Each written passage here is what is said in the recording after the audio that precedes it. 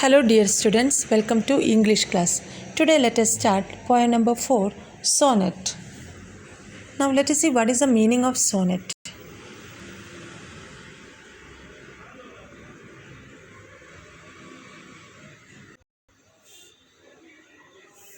Sonnet means 14-line poem. It was written by Toru Dutt. Now let us know about Toru Dutt. The given sonnet, it is written by Toru Dutt,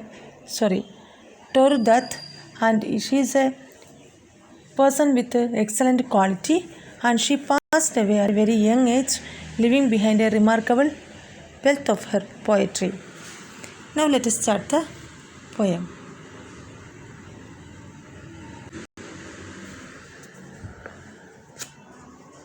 In this poem, Toru Dutt describes the beauty of the garden around her bungalow.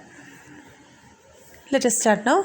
A sea of foliage girds our garden around, but not a sea full of dull, unvaried green. Sharp contrasts of all colors here are seen. The light green, graceful tamarinds abound amid the mango clumps of green profound, and palms arise like pillars grey between, and o'er the quiet pools the simults lean, red and startling like a trumpet sound. But nothing can be lovelier than the ranges of bamboos to the eastward, when the moon looks through their gaps and the white lotus changes into a cup of silver. One might soon, drunken with the beauty then, or gaze and gaze on a primeval Eden in amaze. This is a poem. Now let us see the summary of the poem.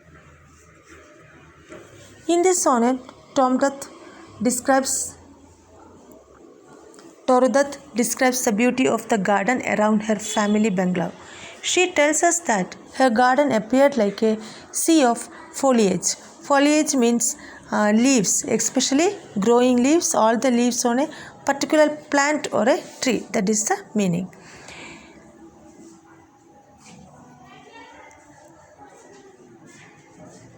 But she cautions us not to come to a hasty conclusion and think that it was a sea of dull and varied green. One could see sharp contrasts of colors such as the light green of the tamarinds, which grow abundantly among the mango clumps of green, profound dark green.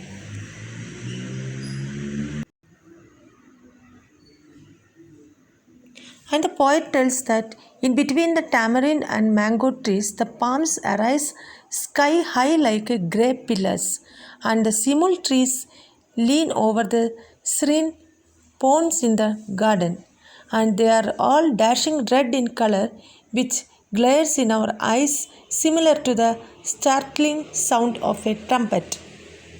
And the poet says that bamboos in the east of the garden is encouraging the poet, and she tells us that no other sight in the garden is as lovely as the bamboo ranges, and it is these bamboo ranges are looking like mountain ranges. When the moon peeps through their gaps in the moonlight, while lotus transform itself, lotus is looking like into a cup of silver. The beauty of the garden was so enchanting that one can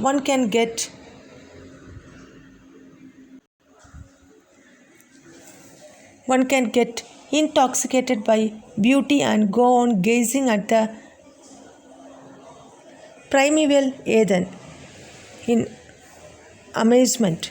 Eden is the beautiful garden on earth created for the first human beings of the earth, Adam and Eve. And this is the summary of the poem. I hope you all are understood. Next class I will send you notes. Thank you, students.